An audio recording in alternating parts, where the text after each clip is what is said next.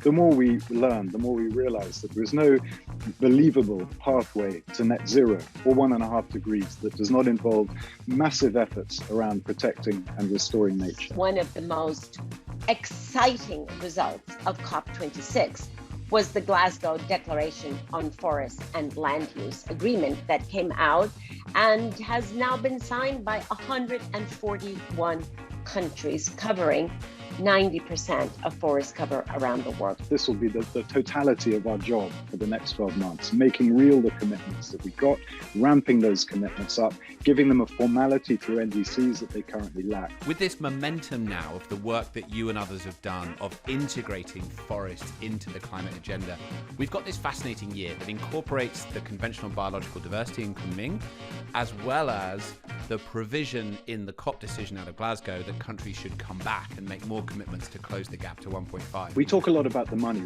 huge sums of money that are going to be needed to turn the tide, but a lot of it's not new money. So, you take agricultural subsidies, for example.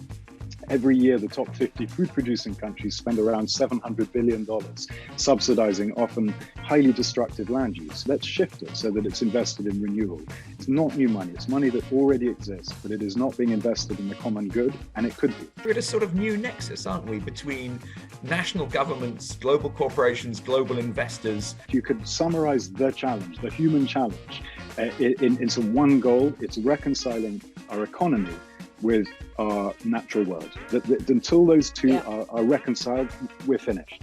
Until that hugely powerful engine, the market, recognizes the value of nature, recognizes the cost of its destruction, then it's going to continue to drive us towards the cliff edge. We want to demonstrate that this is not greenwash, that these aren't just box-ticking exercises. This is real, and that by the end of the year, I hope that we'll have done enough, secured enough, and been able to present enough that people will recognize that we are actually at a turning point.